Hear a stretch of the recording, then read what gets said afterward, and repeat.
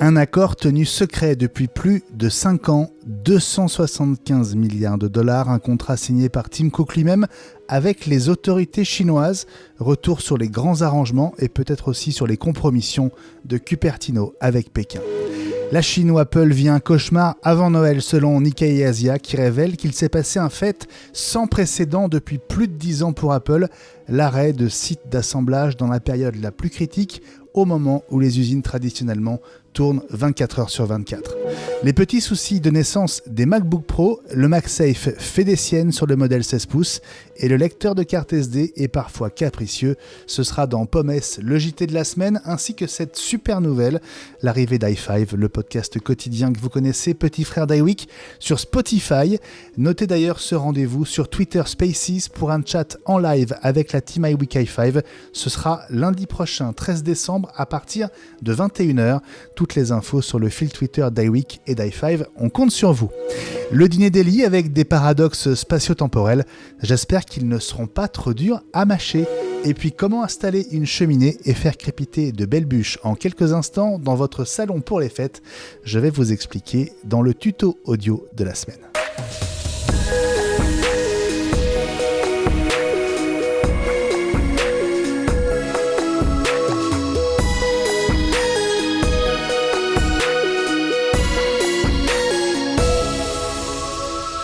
« 68e épisode d'iWeek, la semaine Apple, le podcast. Bonjour à chacune et à chacun d'entre vous. Bienvenue dans votre rendez-vous hebdo du jeudi soir. Ici, Benjamin Vincent, un peu enrhumé, j'avoue, mais très très heureux de vous retrouver pour cette grosse heure qu'on va passer ensemble. Je salue tout de suite mes copains de la team iWeek. Salut les amis. Bonsoir. Bonsoir. Bonsoir. J'aime votre enthousiasme. Si tu as une grosse sœur, il faut consulter. Si j'ai une grosse sœur, il faut consulter. Ah Gilles, je commence par toi. Tu m'as l'air très en forme. Ça va Gilles? Ça va Benjamin, je te remercie. Bon. Gilles, on va parler d'Apple et de la Chine, notamment avec toi, dans un instant.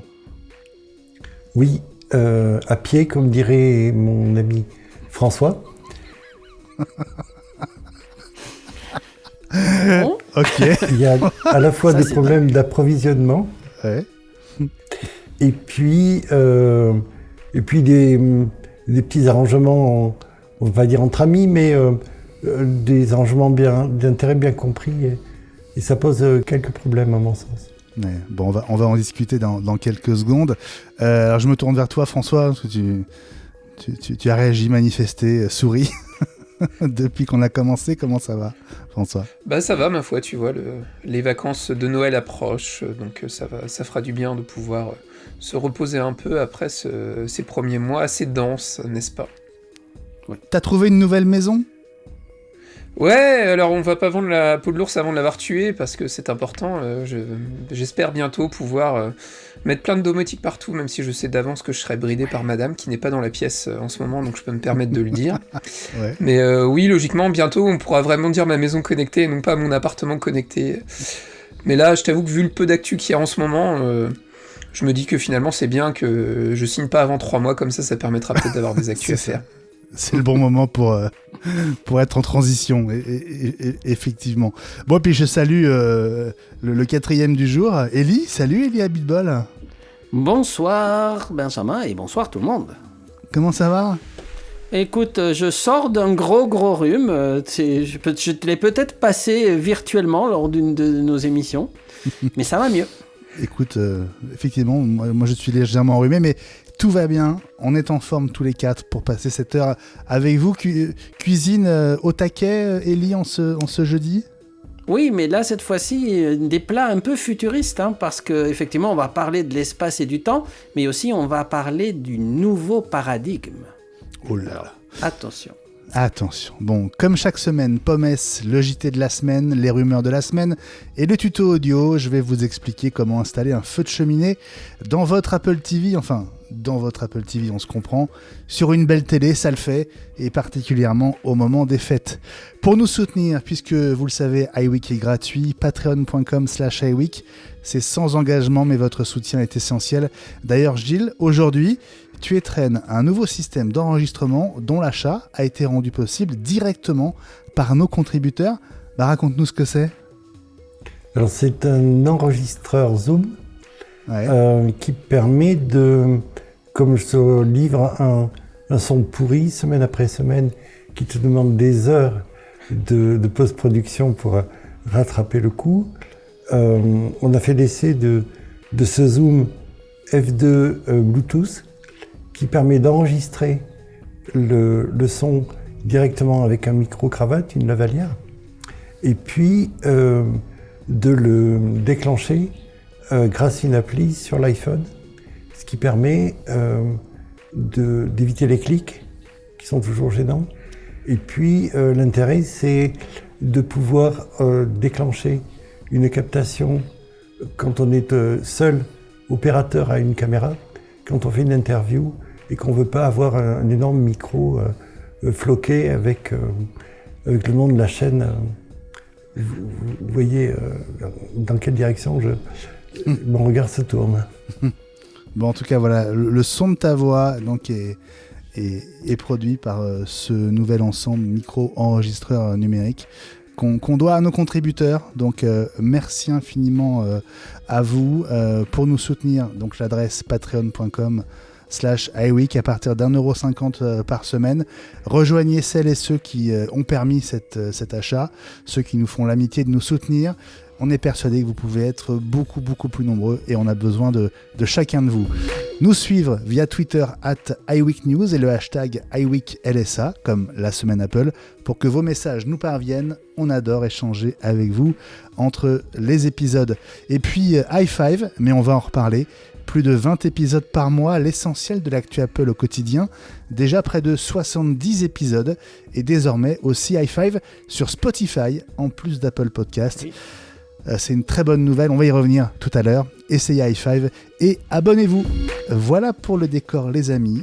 Dans un instant, l'info de la semaine, la Chine, objet de toutes les attentions et de beaucoup d'inquiétudes aussi pour Apple. L'info de la semaine, c'est donc la Chine au centre de toutes les attentions d'Apple. On va commencer par cet accord secret révélé par le site The Information. Un accord signé il y a un peu plus de 5 ans par Tim Cook en personne en Chine. Un accord valorisé à 275 milliards de dollars. Gilles, qu'est-ce qu'on sait concrètement sur cet accord et sur les engagements à la fois d'Apple et des Chinois ? Donc, il y avait une préférence pour Apple des entreprises chinoises en tant que fournisseurs de composants, des partenariats avec les éditeurs de logiciels, des investissements avec les entreprises chinoises, des partenariats avec les universités. Tim Cook dit souvent que Apple ne s'occupe pas de géopolitique, mais pourrait très bien être rattrapé par les événements, parce que il y a de plus en plus de tensions avec les États-Unis et la Chine, et cet accord s'est fait un petit peu, beaucoup même, en toute discrétion, alors que Apple communique souvent sur ce type d'accords qui sont signés entre les gouvernements. Ils sont assez fiers de montrer qu'ils dépensent de l'argent, qu'ils investissent de l'argent dans les pays où ils font du business. Pour moi, c'est le principal danger qui guette Apple dans la voie royale qui se déroule là actuellement, avec tout ce qui est déployé par Apple actuellement, toutes les annonces. Et Dieu sait si j'ai défendu Tim Cook, et ce dès sa prise de fonction, mais je suis pas sûr qu'il soit forcément le mieux à même pour désengager Apple, dans la mesure où c'est lui qui a mis en place ce modèle industriel où on investit beaucoup en Chine pour pouvoir produire en masse et avec des prix de gros qui sont très intéressants. Et c'est ce qui a sauvé Apple dès la fin des années 90. Mais là, on risque d'avoir des problèmes parce que en fait, le gouvernement chinois a tordu le bras d'Apple en multipliant les difficultés, les chicaneries administratives, réglementaires, etc. Et a forcé même des transferts de technologie. On en a parlé dans iWeek au moment de la sortie du nouveau MacBook Pro. Et il y a également des transferts de compétences, on a dit, avec la formation des travailleurs et des cadres. Apple parle souvent de l'argent qu'ils investissent en Europe, en France notamment. Mais là, tu l'as dit, hein, on parle de 275 milliards de dollars. Tu n'as cité que les engagements d'Apple, mais c'est quoi la contrepartie des Chinois? Ou les contreparties des Chinois? On laisse faire du business, on lève les freins qui avaient été mis un peu artificiellement. Ce n'est pas le seul pays à essayer de mettre un frein au développement des grosses multinationales américaines de la tech. Mais là, il y a un grand dessein, visiblement de la part des Chinois qui cherchent à monter en puissance au niveau à la fois des compétences industrielles, mais au niveau technologique.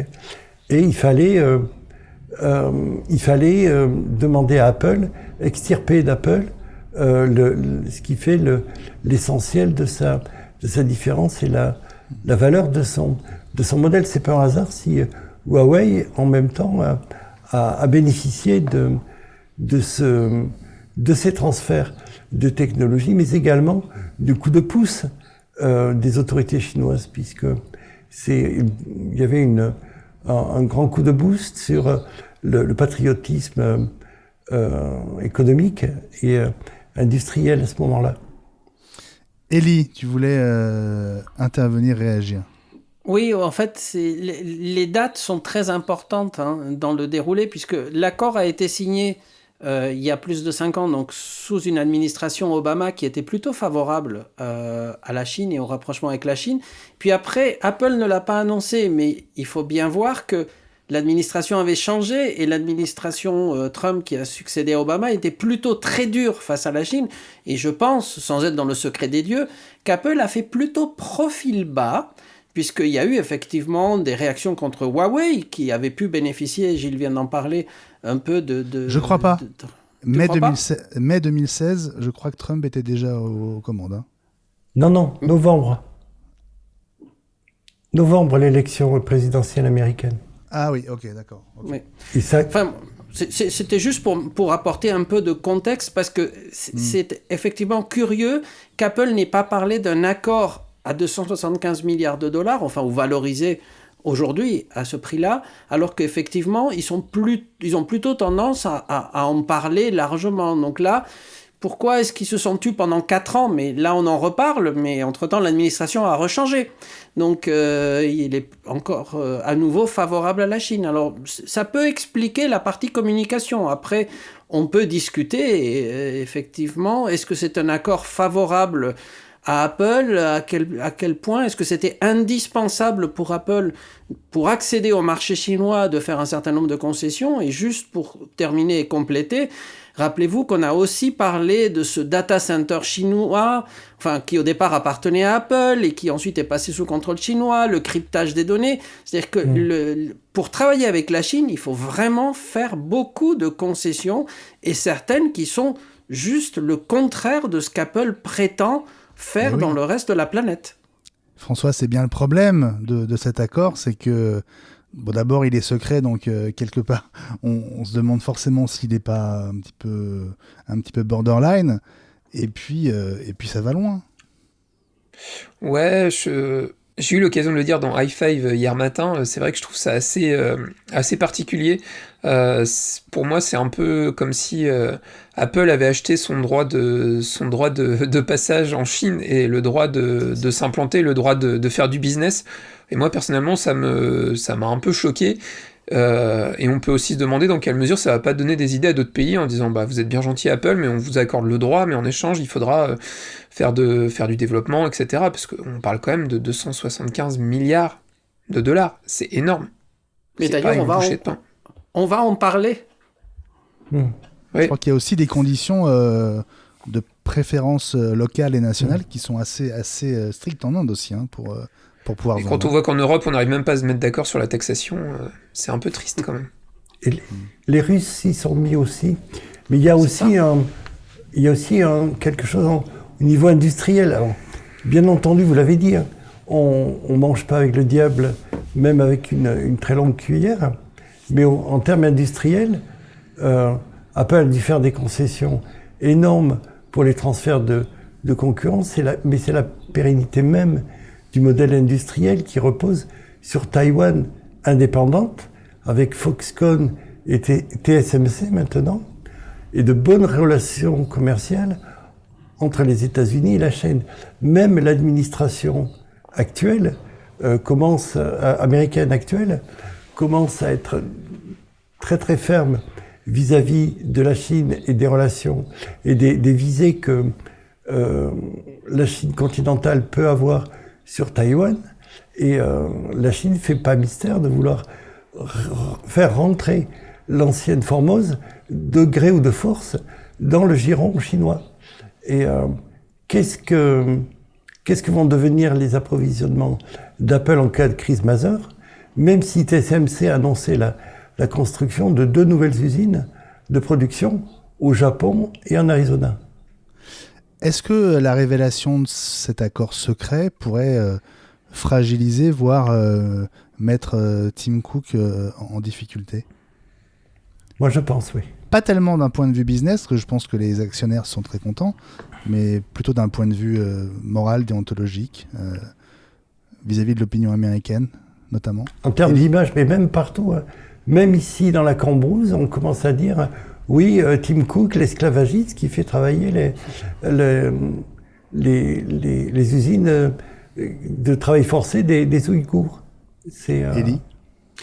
Ça peut être même encore pire que ça, parce que maintenant que l'accord est public, c'est-à-dire que les gens sont au courant, en 2022, il se peut qu'il y ait un changement au niveau du Congrès américain. Donc c'est les élections de mi-terme, et il peut y avoir un rééquilibrage, voire un basculement.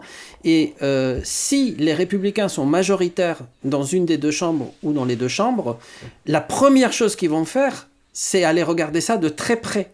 Mais vraiment de très près. Et là, ça peut être très problématique pour Tim Cook parce qu'il pourrait avoir menti. Il a été auditionné à plusieurs reprises. Mais en tout cas, c'est pas bon pour Apple. Est-ce qu'il y a un gagnant dans cet accord ? Et est-ce qu'il est acceptable du point de vue de la morale, de l'éthique, de la déontologie et de la tradition d'Apple ? Je vous vois faire non de la tête tous les 3. Ouais, non, clairement, enfin, comme j'ai dit tout à l'heure, ça fait très malhonnête, quoi. Enfin, ça fait vraiment, on est prêt à tout pour le business, quoi. Et ça va complètement à l'encontre d'Apple qui est censé se préoccuper de l'environnement, qui est censé se préoccuper du bien-être, donner de l'argent au sida, au problème de Covid, etc. Mais ça fait un peu le Dr Jekyll et Mr Hyde, quoi. D'un côté, on est très blanc, on est très beau, très bien. Et puis de l'autre côté, bon, quand il est question de faire du business, on est prêt à se prostituer, quoi. C'est un peu le sentiment que j'ai aujourd'hui. Mais en même temps, est-ce qu'on peut, comme tu le dis, faire du business en Chine sans baisser son froc, qui est l'expression que tu utilisais dans i5 ?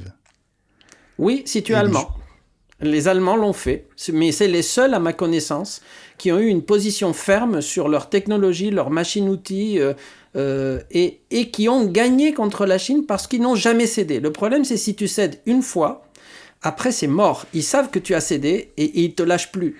Et comme tu disais tout à l'heure, effectivement, il y a des conséquences parce que d'autres pays regardent de très près ce qui se passe. Et je crois que tu vas en parler juste après, mais la Russie est derrière, mais ils sont tout à fait prêts et même ils ont déjà commencé à faire pression sur Apple. Ouais, alors justement, parlons de la Russie parce que c'est un parallèle intéressant entre les 2 situations. En Russie, Gilles, Apple va plutôt au bras de fer vis-à-vis des autorités. Oui, mais ils ne sont pas aussi engagés industriellement. Depuis la fin des années 90, l'essentiel de la fabrication d'Apple repose sur Taïwan, puis la zone spéciale à Shenzhen, puis l'ensemble de la Chine continentale, Apple ne fait pas fabriquer en Russie. Il n'y a qu'au niveau logiciel. Et c'est le levier qu'essaie d'actionner Poutine pour faire céder Apple. Je me demande si les fuites n'ont pas été instrumentalisées et si Apple n'a pas refusé d'aller trop loin, encore plus loin, et si donc c'est pas des rétorsions de la part des Chinois. Tu veux dire que les Chinois auraient eux-mêmes fait fuiter l'accord? Fait fuiter l'accord, de toute façon, eux sont en position de force sur ce dossier. Et c'était une façon de mettre Tim Cook et Apple en difficulté, puisqu'ils n'auraient pas voulu céder. C'est une hypothèse. Ouais. Bon, on va préciser que cet accord, entre guillemets, secret de 5 ans, a probablement été prolongé d'1 an, parce que c'était prévu dans le contrat jusqu'en mai 2022, donc il serait toujours en cours. Puisqu'on parlait de la Russie, quand même un mot sur la situation d'Apple en Russie. Pour Apple, la Russie, c'est surtout un marché. Oui. On est d'accord, hein, Elie? Oui, c'est un marché, mais Poutine fait pression pour qu'Apple ouvre une véritable filiale en Russie, puisque pour l'instant, ils sont présents, mais ils n'ont pas une énorme présence. Et ils leur disent, grosso modo, si vous ne voulez pas investir en Russie, on va vous interdire de vendre en Russie. Ils sont capables de le faire. Hein. On connaît le personnage, il est capable de le faire. Hein. Alors, ce qui m'a étonné, c'est que Moscou exige notamment qu'Apple ouvre une filiale sur le sol russe. Ça m'étonne que ce ne soit pas le cas. C'est pas le cas dans tous les pays où Apple opère? Dans la plupart, mais pas dans tous. La Russie, c'est pas un petit pays. C'est vrai. Hein? Non, mais il y a eu d'énormes difficultés, on va dire, pour faire du business, de faire des affaires, on va dire, de façon normale en Russie. C'est qu'il faut que tu aies un associé russe. Ouais. Tu peux pas le faire comme fait Apple habituellement dans les autres pays. Il faut que tu aies un associé russe qui va avoir une partie des actions de cette filiale. Donc pour Apple, ça doit être très très compliqué à imaginer, quoi. Bon, en théorie, Apple a jusqu'à la fin du mois pour ouvrir une filiale sur le sol russe, sous peine d'être interdit en Russie purement et simplement. C'est dans 20 jours. On se donne rendez-vous dans 4 ans pour parler de l'accord? C'est une façon aussi pour les Russes d'avoir barre davantage sur Apple, puisque davantage d'investissement, ça veut dire aussi davantage à perdre dans un bras de fer qui serait éventuellement engagé. Mais il y a des conséquences qui sont assez palpables même chez nous. C'est que pendant un moment, il était extrêmement difficile, par exemple, d'avoir des iPhones en Russie et même de les avoir à la sortie des produits. C'était reporté de plusieurs mois.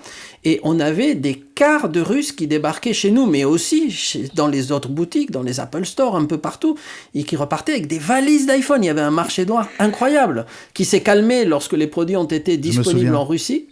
Mais c'est pas impossible qu'ils reviennent. Hein. C'est comme quoi, des fois, les grandes décisions ont des petites conséquences locales. À l'époque, on faisait la queue le jour de l'arrivée des nouveaux iPhones. Il y avait effectivement dans les files d'attente beaucoup de Russes ou beaucoup de ventouses. C'est ce qu'on dit dans le monde du cinéma, des gens qui sont là pour juste occuper une place dans la file d'attente. C'est ça. Et qui, à la sortie, repartaient avec des sacs, mais blindés de boîtes d'iPhone.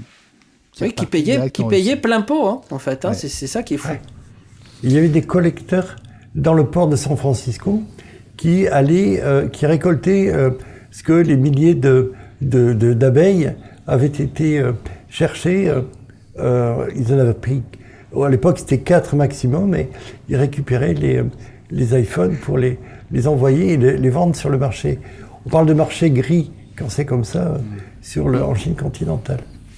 Alors, puisque notre sujet principal c'est la Chine, il y a un autre sujet cette semaine qui concerne directement Apple, c'est ce que Nikkei Asia qualifie de cauchemar avant Noël, cauchemar dans les usines d'assemblage en Chine. Alors apparemment, ça a commencé début octobre, au moment où la production, dans la perspective de Noël, est censée suivre une sorte de de rampe de lancement ascendante avec, au bout du compte, des usines qui tournent 24 heures sur 24. Et bien en fait, pendant cette période, qui est une période aussi de fête en Chine, contrairement à toutes les années précédentes, les usines se sont parfois arrêtées. Alors, sous l'effet à la fois de la pénurie de certains composants et aussi de problèmes de fourniture électrique des usines qui ne pouvaient plus fonctionner. Et donc, il y a eu des jours blancs, ce qui n'était pas arrivé depuis plus de 10 ans, je crois, en Chine. C'est cauchemar en usine, en fait. C'est cauchemar en usine, c'est ça. Bien joué, François. Oui, je voulais dire que François avait trouvé la solution. On va leur envoyer Philippe Etchebest et il va nous faire un scandale là-bas. Ils sont où les composants? C'est le moment où tout le monde va au charbon. Et le problème, c'est que du charbon, il n'avait plus assez. Et il y avait des problèmes de pollution en plus. Et plus les problèmes d'approvisionnement parce que les usines chinoises recommençaient à tourner à plein après le Covid et les commandes qui affluaient du monde entier. Donc il a fallu gérer la pénurie. Et c'était aussi une manière de faire pression sur Apple.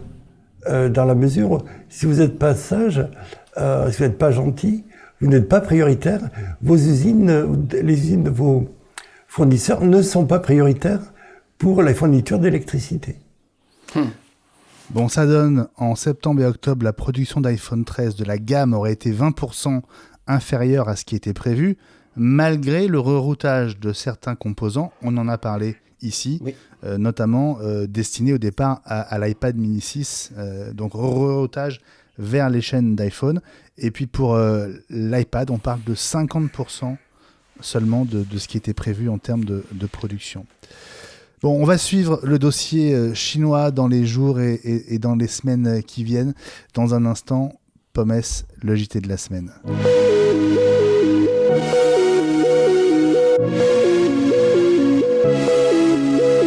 Pommes, le JT de la semaine, et on commence par une nouvelle qui nous concerne et qui nous enchante, l'arrivée d'i5 sur Spotify.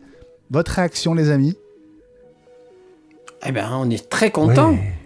C'était très attendu et en plus, certains de nos auditeurs se plaignaient qu'on n'y soit pas. Bon, on va rappeler le contexte. Il y a 10 jours, les podcasts avec abonnement ont commencé à arriver en France. On a tout de suite pris contact avec Spotify France. Et donc, i5 est arrivé ce week-end. Depuis lundi, vous avez les épisodes jour après jour. François, est-ce que c'est une bonne nouvelle pour toi, cette arrivée d'i5 sur Spotify? Non, c'est dramatique.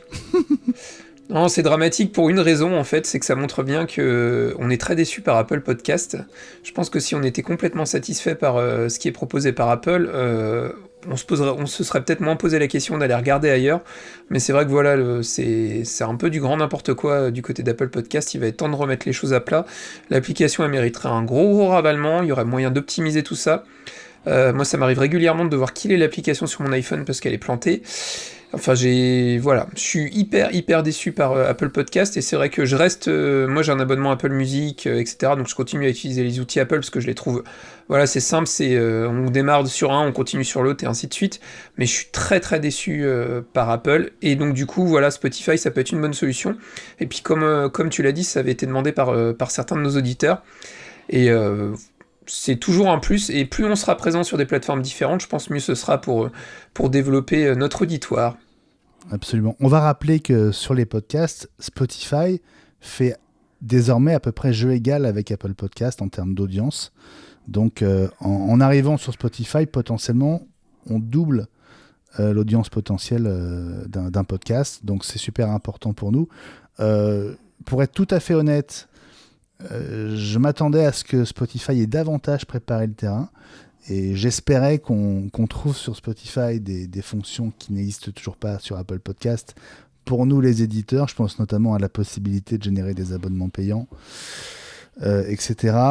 C'est pas le cas et c'est pas prévu pour l'instant, donc c'est un peu décevant, mais bon, le fait qu'il y ait maintenant une concurrence sur ce terrain fait que je pense que l'un et l'autre vont forcément être amenés à bouger davantage et à réagir aux innovations que le concurrent pourra apporter. Donc je suis sûr que ça va... Ouais, c'est ça. Je suis sûr que ça va bouger. Je voulais aussi vous faire une précision sur le tarif d'i5 parce que en fait le système de création d'un podcast avec abonnement est un peu tordu, c'est-à-dire que on accède à l'écoute sur Spotify parce que c'est la plateforme pour la musique et maintenant aussi pour les podcasts, et en fait l'hébergement ne se fait pas sur Spotify mais sur Anchor, qui est un hébergeur de podcasts que Spotify a acheté il y a un peu plus d'un an de mémoire. Donc il y a une passerelle qui se crée entre les deux.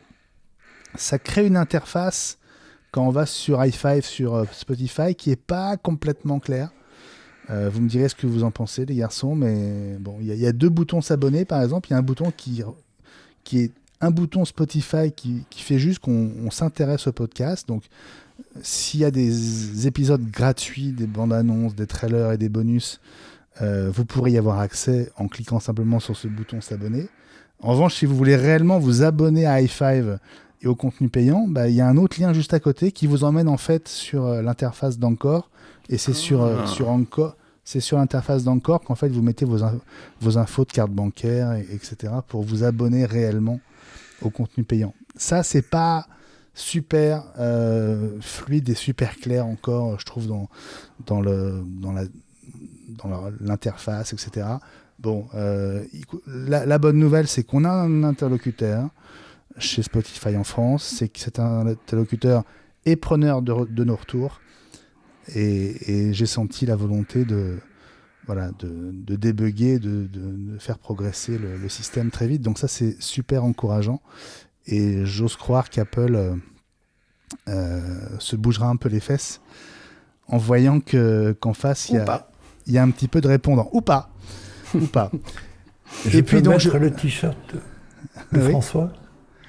Donc c'est que le début, d'accord. Ben non, et ça continue encore et encore, c'est que le début, d'accord. Merci Francis.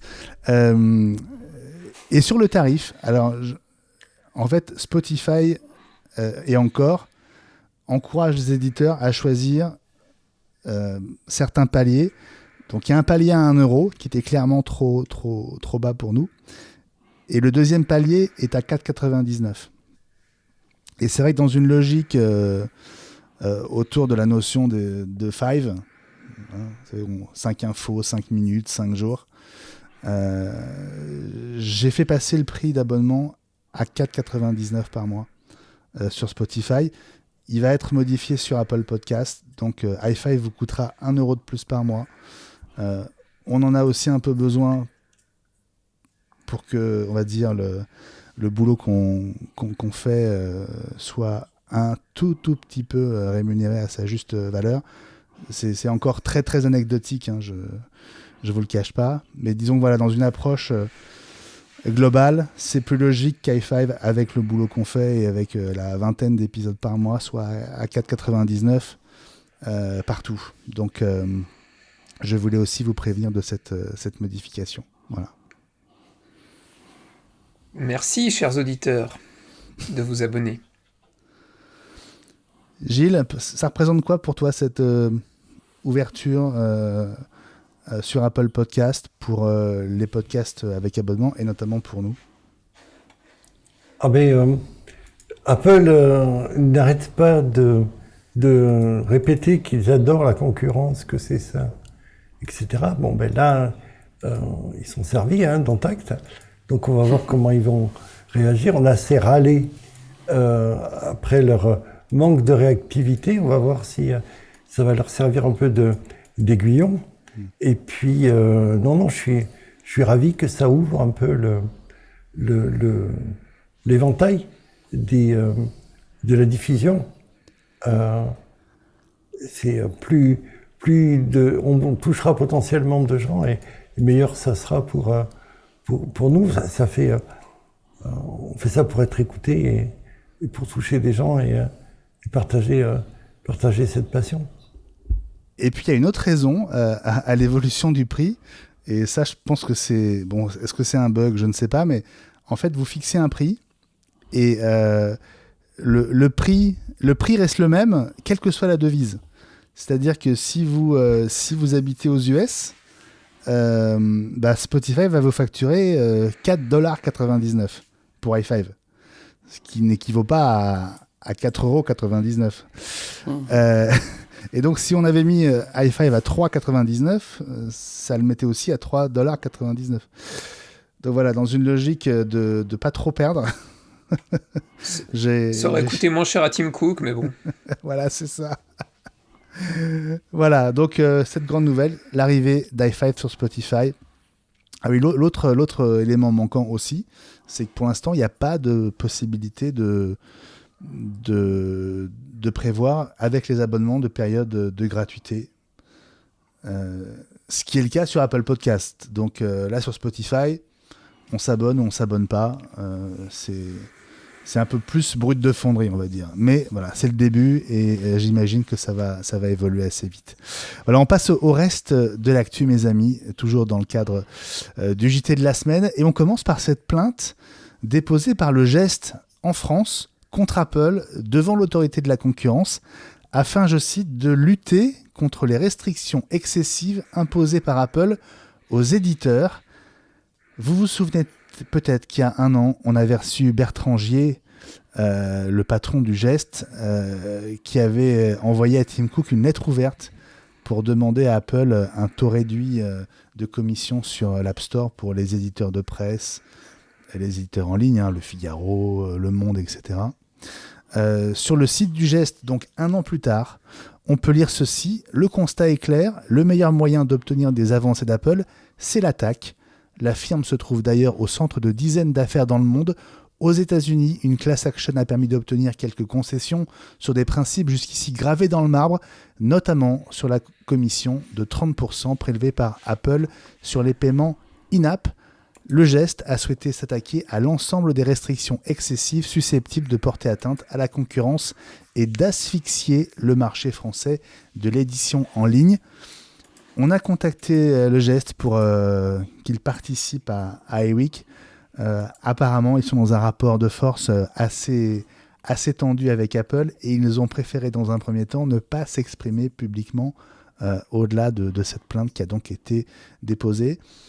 Comment vous la prenez, cette évolution du rapport de force entre les éditeurs et Apple en France ? Je pense qu'ils avaient laissé une porte ouverte à Apple pour réagir. C'était un peu le sens de la lettre ouverte. Apple n'a pas réagi. Et on y va, on attaque, quoi. Après, on peut les comprendre. Et puis, alors c'est là où je mettrai le petit bémol. Ils le disent clairement. On voit qu'il y a plein d'attaques en ce moment contre Apple. Il y a plein de procès en cours, etc. Donc, un de plus, un de moins, ils y vont et puis tentent leur chance, quoi. Après, je pense vraiment que ça va commencer à devenir problématique pour Apple d'être à ce point-là attaqué de toutes parts. Et voilà, comme le disait Gilles tout à l'heure, Apple, le méchant qui fait travailler les petits Ouïghours, là ça va être Apple, le méchant qui asphyxie la presse française, et pas qu'en France d'ailleurs, ailleurs aussi avec cette notion de 30%. Et on sait aujourd'hui que la presse est face à un vrai virage avec le passage au tout numérique, et je pense que pour eux c'est peut-être aussi une question de survie derrière.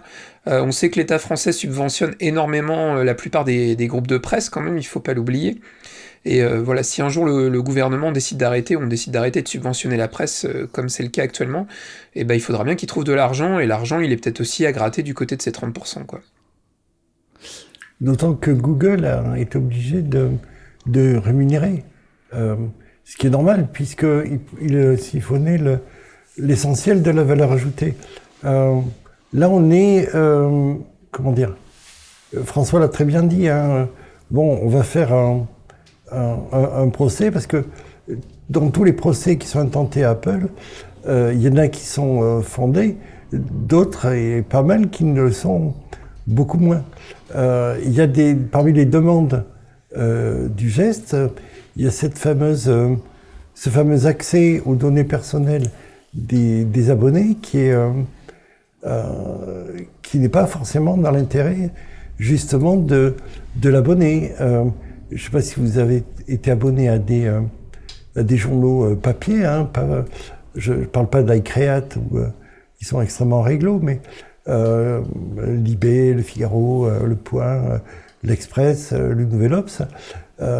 Une fois que vous êtes dans leur fichier client, c'est un peu open bar pour les sollicitations de toutes parts. Et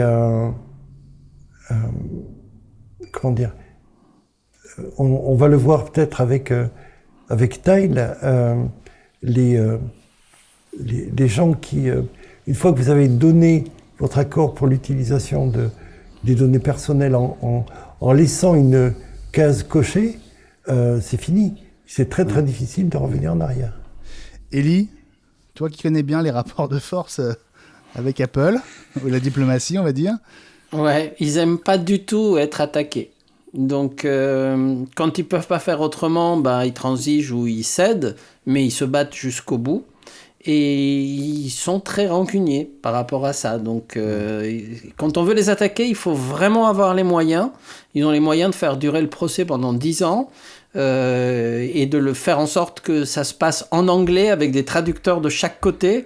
Et ça peut coûter cher, je sais pas. Maintenant, on sait qu'ils ont beaucoup d'argent. Ça peut aussi inciter des gens à les attaquer en espérant gagner quelque chose. Mais c'est une cible facile. Mais des fois, c'est légitime et le combat peut être légitime. Et des fois, le combat peut être opportuniste. Ouais. Donc, bon, là, dans le cas des éditeurs, c'est une démarche, je pense, plus sur le moyen et le long terme, parce que ils veulent pas une victoire à un instant T, ils veulent qu'Apple accepte de réduire son appétit sur les commissions qu'Apple touche de manière sans doute exagérée selon les éditeurs.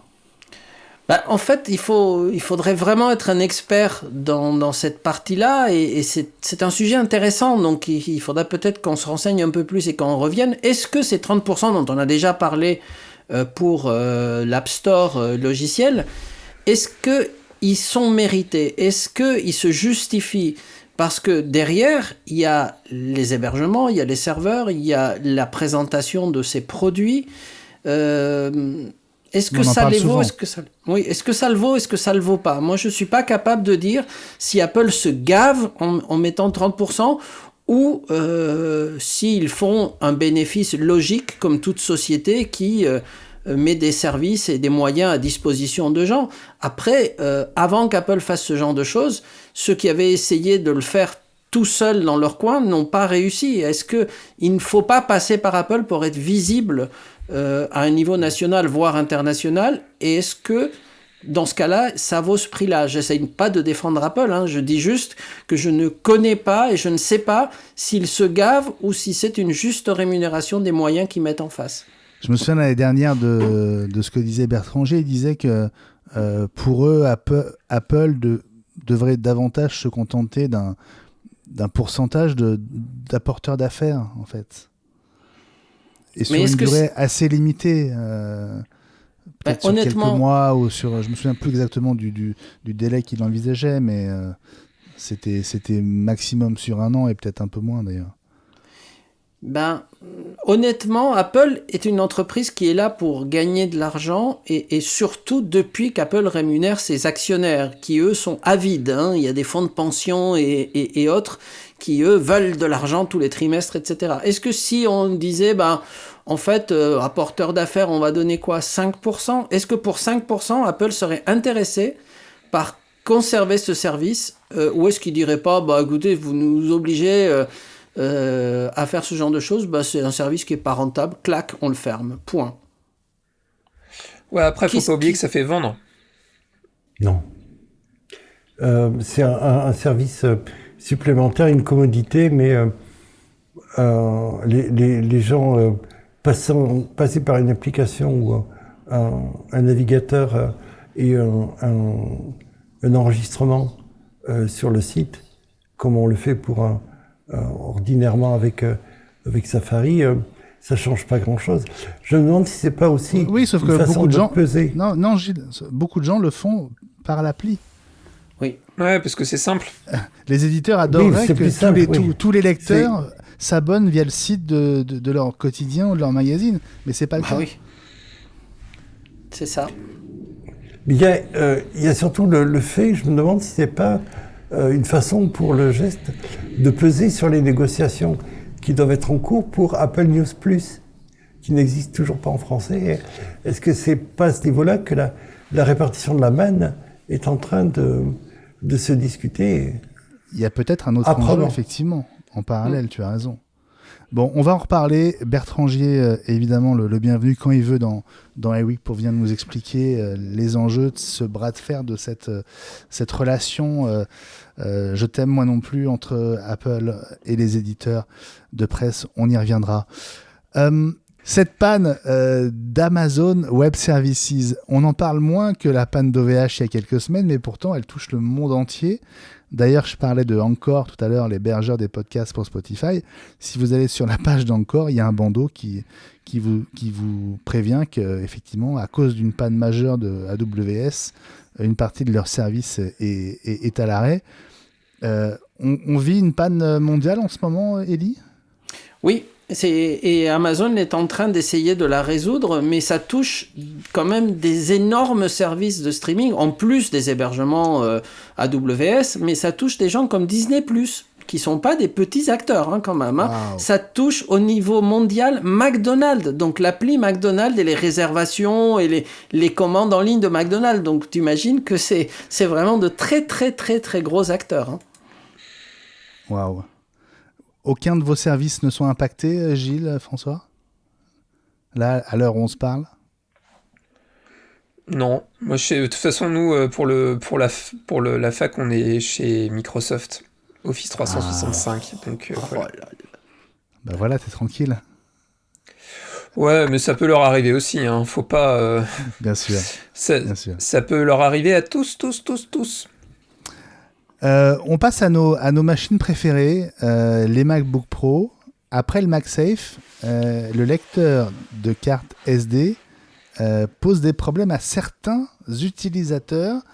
Le MagSafe, c'est donc un bug sur le MagSafe de certains 16 pouces qui empêche la charge quand la charge de la batterie est inférieure à 80%. Là, c'est certaines cartes SD qui montent très difficilement ou dont le transfert des fichiers prend un temps fou, Elie, c'est ça ?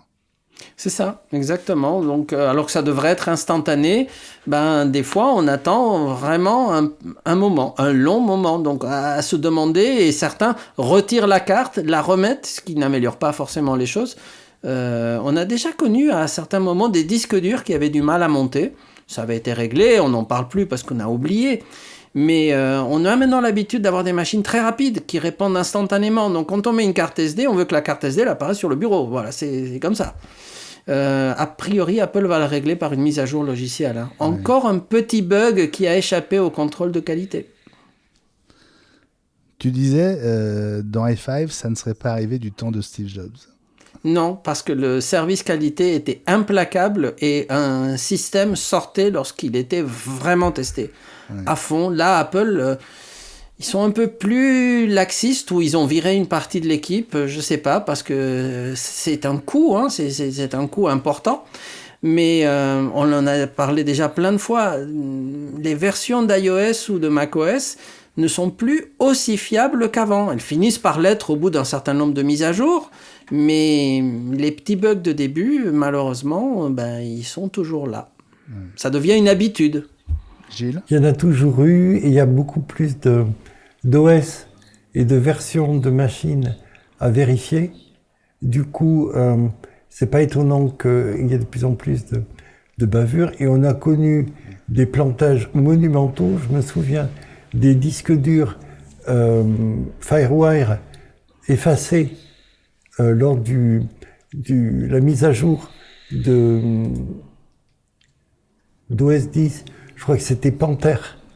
Quand on est passé du 10.2 au 10.3, un certain nombre de disques durs FireWire avaient été carrément formatés lors du passage. Donc, comment dire, on a une mémoire un peu affective. Oui, je suis d'accord, Gilles, mais Apple à l'époque était déjà riche, mais avait moins d'argent que maintenant. Tu dis qu'il y a plus d'OS, je suis d'accord, plus d'OS, plus de personnes dans l'équipe de vérification de contrôle qualité. C'est pas comme si Apple pouvait pas se le permettre, hein.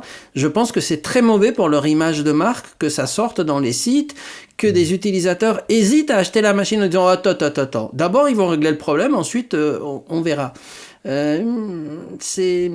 Je pense qu'il y a un compromis à trouver, mais s'il faut embaucher 50 personnes, je pense que Apple, ça se verra même pas dans les comptes, quoi. Quand je dis 50, ça peut être 500. Embaucher des Chinois. Ce sera dilué dans les 275. Ils sont pas chers. Milliards, ouais. Milliards, alors je n'ai pas précisé. Alors moi, je suis en train de découvrir un petit bug sur mon MacBook Pro 14 pouces. C'est qu'avec certains fichiers stéréo, j'ai que le haut-parleur de gauche qui marche. Et je ne sais pas pourquoi. Le fichier est bien stéréo, mais c'est comme si le haut-parleur, enfin tout le côté droit de la partie haut-parleur était déconnecté ou je sais pas pourquoi.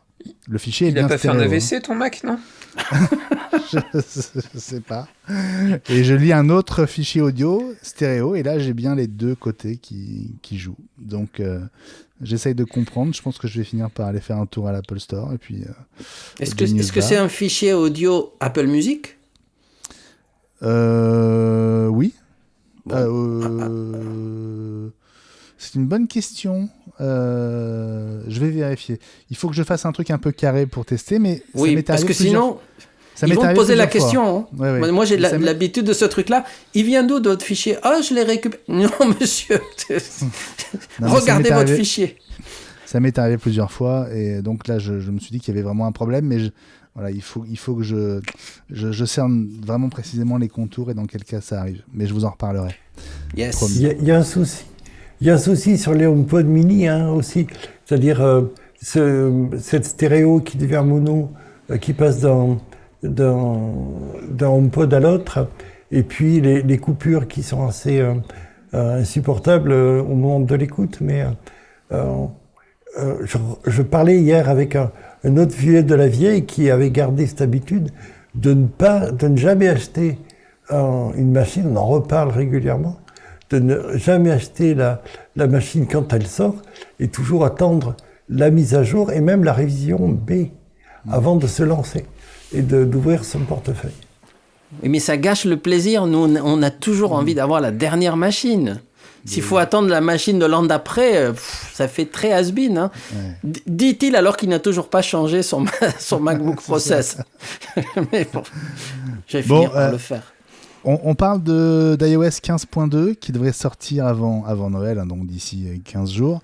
À partir de l'iPhone XR, on en a déjà parlé d'ailleurs, on va bénéficier d'un historique de remplacement de certains composants.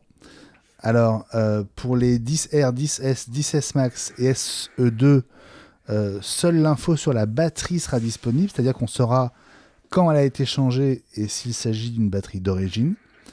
À partir de l'iPhone 11, vous saurez si la batterie ou l'écran ont été changés et quand, et par une pièce d'origine ou pas. Et puis si vous avez un iPhone 12 ou 13, enfin de la gamme iPhone 12 ou 13, vous saurez aussi si le capteur photo-vidéo a été changé quand et oui ou non par un capteur d'origine Apple. Ellie, on sent qu'Apple est en train de préparer aussi l'arrivée de son store de pièces de rechange. Oui, parce qu'il faudra effectivement connaître un peu l'historique. Et en tout cas, nous, ça nous aidera si une machine arrive dans nos ateliers, savoir est-ce qu'il y a eu des changements et est-ce que c'était des pièces d'origine ou pas, ce qui nous permettra de dire on prend ou on prend pas. Parce que, encore une fois, quand elle est chez nous, c'est notre responsabilité. Donc ça peut être utile, ça peut éviter aussi, lorsqu'il y a de la revente de matériel, à partir du moment où les utilisateurs sont au courant, avant d'acheter, de payer le prix qu'on vous propose pour ce téléphone qui a l'air très beau, il suffit d'aller regarder dans l'historique. Si vous voyez qu'il y a eu 8 pièces de changées dans le téléphone, vous pouvez essayer de négocier un peu le prix en disant non mais... Alors vous ne saurez pas pour les 8 pièces, hein, vous ne saurez que pour, selon les modèles, la batterie, l'écran, le capteur photo-vidéo. Mais c'est déjà pas mal. C'est déjà pas mal. C'est l'équivalent du carnet de réparation de chez Rolls-Royce ou chez Ferrari. Hein. Ouais, c'est un peu ça. Bon, je ou sais chez pas Dacia. Ou chez Dacia. Ouais. Bon, je ne sais pas si l'un de vous a un tracker de chez Tile. Non? Élie? François non plus? Gilles non plus. Bon, je crois que vous avez bien fait. Je crois que vous avez bien fait. Parce que le mois dernier, Tile a changé de propriétaire. C'est un groupe qui s'appelle Life 360 qui s'est offert Tile pour un peu plus de 200 millions de dollars. Et voilà, le patron de Life 360 a une conception assez ouverte du respect de la vie privée et des données personnelles. Élastique, puisqu'il vend la localisation de ses clients, je cite, à virtuellement quiconque veut acheter ses données. Alors, c'est pas lui qui dit ça. C'est le site The Markup qui a révélé l'info en s'adressant à 2 anciens salariés de chez Tile sous couvert de l'anonymat. Puis ils ont vérifié auprès de 2 grossistes des datas qui ont confirmé effectivement qu'on pouvait acheter les infos. Tile confirme d'ailleurs que la data représente une partie importante de son business model. Et ils ont dit qu'ils avaient une 12aine de clients qui achètent des données. Pour autant, le patron de Tile, le nouveau patron qui s'appelle Chris Hulse, n'a pas voulu confirmer l'info, mais il n'a pas voulu la démentir non plus. Voilà, ce qui n'est pas très bon signe. Voilà. Bon, ça fait peur, non? Bah oui. On n'en a pas, donc non. Nous, non. C'est dans la droite ligne de ce que fait Google, de ce que font la plupart des éditeurs d'applications gratuites. Sauf que là, en plus, on paye. Mais sur un tracker, le tracker sert à savoir où on est, donc c'est sa vocation. Oui. Donc c'est encore plus spectaculaire ou frappant, entre guillemets. Pas de plus. Clair. Bon, tu vends des tiles, toi, Élie? Non. Tu sais que normalement, Apple, dans un APR, il n'aime pas beaucoup qu'il y ait un produit si jamais il existe un produit Apple dans la catégorie. Oui. Il n'aime pas du tout qu'il y ait des produits concurrents dans les étagères. C'est ça. Donc non. Un mot de la sortie de configurator sous forme d'app iPhone. C'est une info que tu as vu passer, François. On s'est dit qu'elle pouvait peut-être t'intéresser. Oui. Et bah tu vois, c'est bien, parce que effectivement j'avais vu passer cette info-là, ça avait été annoncé lors de la keynote de la WWDC, il y avait eu des sessions là-dessus, donc maintenant l'intérêt c'est que c'est une application qui existait déjà sur Mac en fait, alors qui permet de faire pas mal de choses. Par exemple on utilise le terme d'enrôler. Alors enrôler, pour rappeler aux néophytes, c'est le principe que vous recevez un iPhone, un iPad, un Mac, et que vous voulez qu'il soit directement utilisé dans une entreprise. En fait, vous avez moyen d'envoyer une configuration, c'est-à-dire que votre salarié va recevoir son iPhone et il va automatiquement être détecté comme étant la propriété de l'entreprise X, et il va recevoir un logiciel de courrier électronique, les identités, des applications, etc. Et tous ces éléments-là sont faits automatiquement. On parle d'enrôlement, et donc du coup Apple a lancé l'équivalent de l'application Apple Configurator, donc qui existait sur Mac, sur iPhone et sur iPad. Donc en fait ça peut vous permettre d'enrôler un Mac qui n'aurait pas été acheté via le réseau Apple ou des revendeurs Apple, des revendeurs agréés. Je prends l'exemple, nous, nos Mac, on les a achetés chez notre petit Apple APR, Apple Premium Reseller de Lorient, qui du coup nous a directement fait remonter les machines dans notre système de gestion, dans ce qu'on appelle l'Apple School Manager, et du coup après on a pu lui envoyer des configurations grâce à ce qu'on appelle un MDM, un Mobile Device Management, qui nous permet de faire toutes les configs. Là, vous voyez, j'ai découvert que j'avais un petit bug cet après-midi, un truc qui devait pas fonctionner, qui fonctionnait. Donc à travers une seule interface, j'ai pu intervenir sur mes 80 postes de salle informatique. Donc c'est super pratique. Ouais. Donc c'est une bonne nouvelle, l'arrivée de cette app sur iPhone. Ouais, en fait, ça va vous permettre, si vous achetez un Mac via un autre réseau, je sais pas, vous allez à la Fnac ou autre, vous pouvez directement l'enrôler dans votre ce qu'on appelle dans votre DEP, donc c'est plutôt positif. Alors après il y a une petite limite, comme ça a été évoqué, c'est-à-dire qu'il faut obligatoirement un Mac à processeur Apple Silicon ou un Mac Intel avec une puce T2, donc si vous avez un Mac avec une puce T1, ça ne fonctionnera pas. Et c'est vraiment quelque chose qui est plutôt réservé aux entreprises et aux écoles, en tant que particulier, concrètement il n'y a aucun intérêt, quoi. Élie ? Oui, en fait on en avait parlé dans i5, il y a une limitation, c'est qu'il faut avoir un compte soit Apple School Manager, et c'est assez restrictif, soit Apple Business Manager, et encore une fois, c'est assez restrictif. On ne peut pas ouvrir un compte comme ça. Et nous, on utilise beaucoup Apple Configurator dans notre SAV, ne fût-ce que pour mettre des machines M1 en DFU. Parce que quand on veut les restaurer et les réinitialiser usine, il faut passer par Apple Configurator. Et on peut le faire sur un Mac, mais on ne pourra pas le faire avec un iPhone parce qu'il va nous demander notre compte. Et comme nous ne sommes ni School Manager ni Business Manager, ben, on est un peu coincé. Mais ce qui est un peu dommage parce que l'iPhone est pratique puisqu'on peut flasher un numéro de série avec la caméra, chose qu'on ne peut pas faire sur un Mac facilement. Bon, mais c'est comme ça. Les prédictions de Mark Gurman pour 2022. Je ne sais pas si vous avez vu ce que notre confrère de Bloomberg s'attend à voir débarquer l'année prochaine, mais on n'a pas moins de 5 nouveaux Mac au programme. Est-ce que vous avez quelque chose à dire sur cette liste qui comporte alors un nouveau MacBook Pro d'entrée de gamme qui remplacerait le 13 pouces M1 doté du processeur M2, tout comme le nouveau MacBook Air au nouveau design et sans doute décliné dans les mêmes couleurs que l'iMac 24 pouces. On parle aussi d'un nouvel iMac haut de gamme en plus du 24 pouces. Alors on n'a toujours pas de certitude sur la taille de l'écran. On parle aussi d'une mise à jour du Mac Mini. Oui. Dont on ne sait pas grand-chose finalement. Je trouve qu'il y a encore beaucoup d'incertitudes sur ce nouveau Mac Mini. Est-ce qu'il sera un remplacement du modèle M1 ou est-ce qu'il viendra en complément du modèle M1? C'est pas évident. Et puis, ou les deux. Et puis, le nouveau Mac Pro serait pour 2022. Et il n'y aura pas de renouvellement a priori de la gamme des MacBook Pro 14 et 16 pouces qui sont arrivés fin octobre. Ça aurait pu être pour la fin de l'année prochaine. Oui, pour la fin de l'année prochaine, oui, on verra. Et apparemment, non. Oui. Apparemment, ce serait plutôt pour 2023. Je crois que là, Apple va se concentrer sur sur finir la transition. Je pense que là, c'est entre guillemets l'urgence. Je pense au Mac Pro, au grand iMac, qui est quand même, à mon avis, un produit qui va se vendre, je pense vraiment. Et puis le Mac Mini, moi, je suis curieux de voir quel sort ils vont lui réserver. On verra. Le seul bémol que je mettrais sur les prédictions de notre ami Marc, c'est que un MacBook Pro d'entrée de gamme, j'ai du mal à voir sa place. J'aurais plutôt tendance à avoir un MacBook Air en processeur M2, peut-être avec une gamme à 2 modèles, je sais pas moi, 1000... pourquoi pas garder après tout le MacBook Air M1 en vraiment en bas du panier avec un prix à 800-900$. Et puis un nouveau MacBook Air au milieu, et puis le MacBook Pro au-dessus, mais je vois Eli qui fait non, il n'est pas d'accord avec moi, et c'est tant mieux, ça nous permet d'échanger. Mais voilà, j'ai du mal à voir la place d'un nouveau MacBook Pro 13 pouces d'entrée de gamme. Pour moi, il n'y a pas de raison.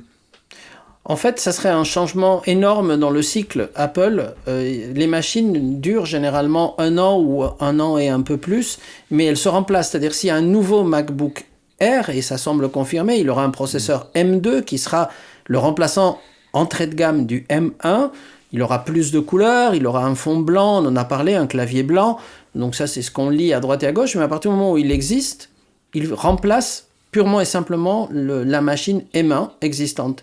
Et si on parle d'un nouveau Mac Mini, c'est pareil, parce que s'il a un processeur M2, il remplacera le Mac Mini M1 d'aujourd'hui. Alors peut-être avec des petits changements cosmétiques cette fois-ci, encore une fois, on parle d'une machine qui serait plus plate, qui aurait plus de ports de connexion, des choses comme ça. Mais du coup, s'il sort, il remplace le modèle précédent, parce que sinon, on revient à l'Apple des milieux des années 90, où on a une gamme de produits avec des dizaines de références qui se cumulent, qu'on ne sait pas présenter correctement dans un magasin, qu'on ne sait pas présenter dans un Apple Store, qu'il est difficile à maintenir en stock, et avec le problème des composants et des chaînes de production, on n'a pas intérêt à multiplier les cartes mères, etc. C'est compliqué. Donc, si la gamme change, elle change.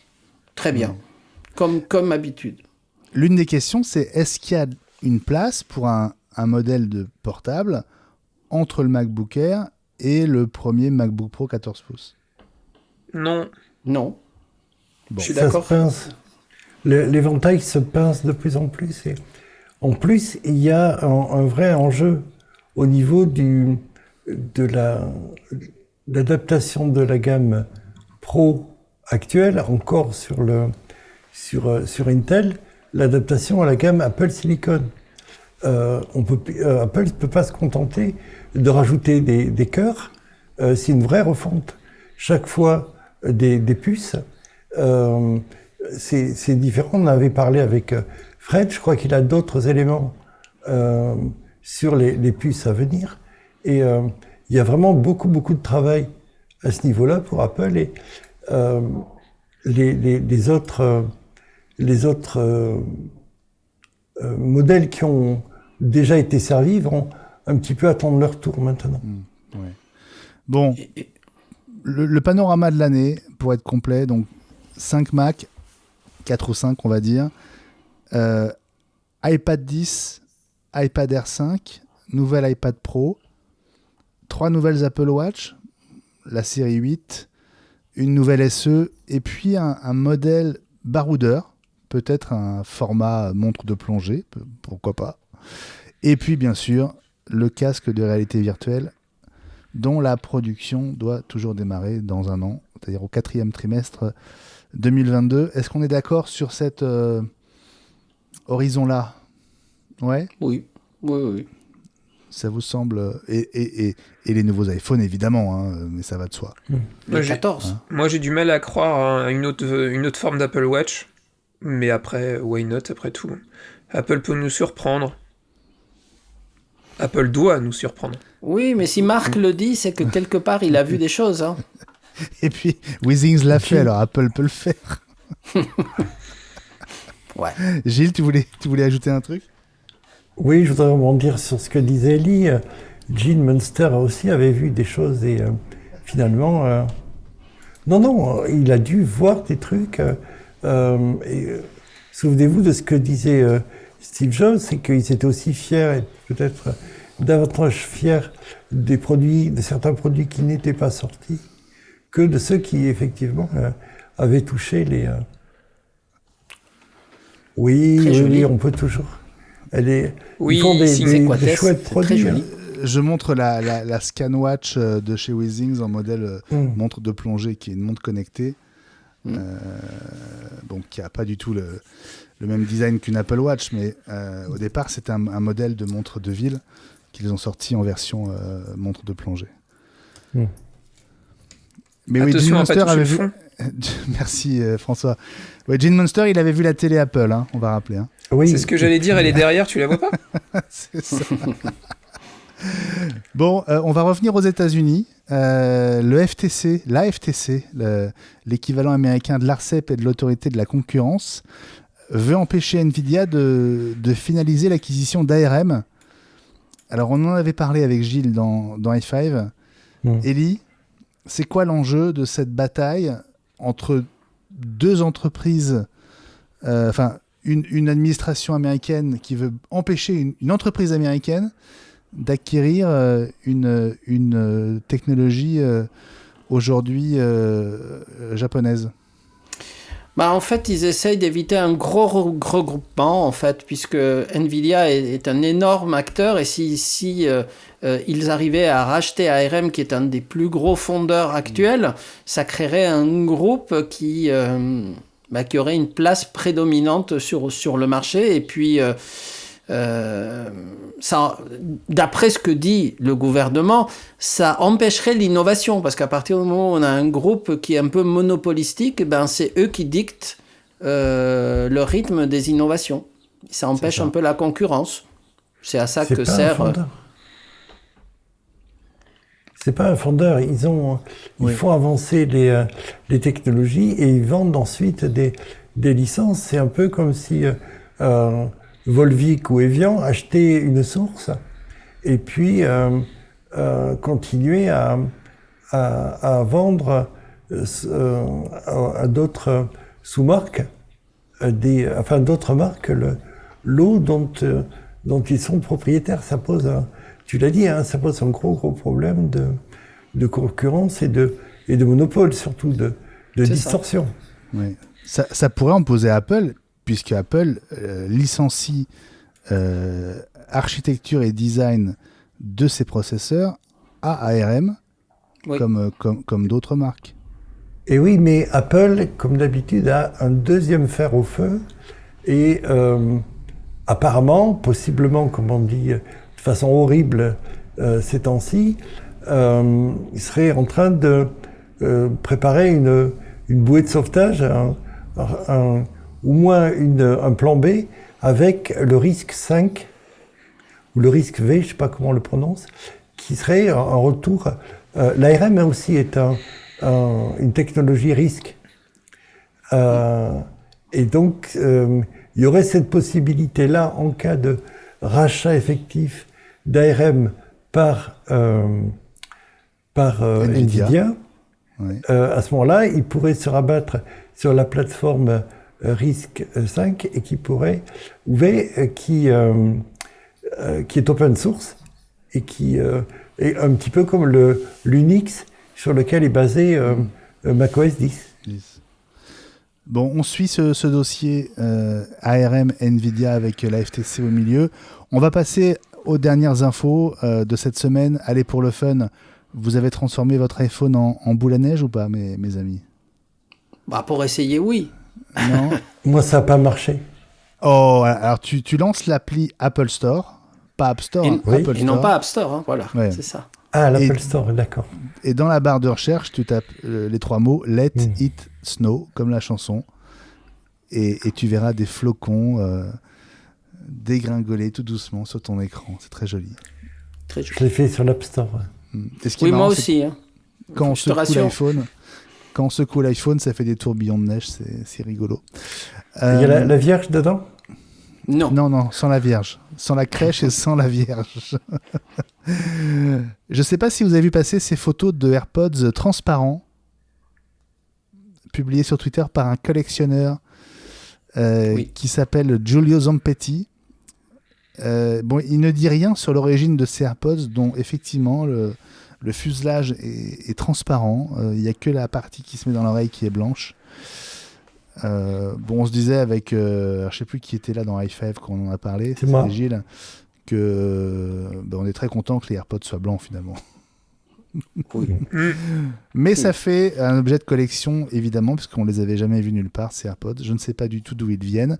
Notre ami Zampetti publie aussi l'image d'un chargeur mural 29 watts qui est transparent lui aussi. Et évidemment, ça rappelle la transparence Apple de la fin des années 90, un peu quand même, Ellie. Absolument, puisque moi j'avais eu justement un Mac LC transparent. Un prototype de Mac LC transparent. Ah ouais? Ouais, offert par Apple pour nos 20 ans. À l'époque où Apple se rappelait qu'ils avaient des partenaires et qu'ils fêtaient leurs anniversaires, on avait eu ça, ouais.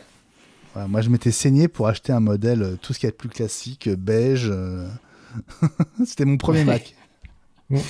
Et oui, c'était un très bel outil. Il me semble qu'il doit être quelque part dans notre musée. Ouais, il faut que j'aille fouiller là-dedans. Mais je pense que oui. Et puis, je ne sais pas si vous avez vu cette chouette histoire de cette paire de AirPods Max que Johnny Ive avait envoyé au compositeur de musique de film Hans Zimmer bien avant la présentation du casque, la présentation officielle. Il lui avait envoyé avec ce petit mot qui disait juste « J'ai imaginé ce casque ». Apparemment, Hans Zimmer n'a pas du tout compris qu'il avait entre les mains un produit qui n'avait aucune existence officielle à ce moment-là. Il l'a essayé, il a halluciné, il a appelé des copains à lui, notamment chez Dolby. Et quand il leur a parlé du casque, les gars lui ont dit « Mais t'as entre les mains un truc qui n'existe pas ». Voilà, et il a demandé à ressortir tous les masters de toutes ces musiques pour les remixer, pour en faire des versions Dolby Atmos, Spatial Audio. Wow. Voilà, donc il a été convaincu par la petite démonstration privée. Mais l'histoire de ce casque est marrante parce que c'est rarissime qu'Apple et que quelqu'un de chez Apple envoie comme ça un sample des semaines ou des mois avant l'annonce officielle quand même. Ah oui. Oui.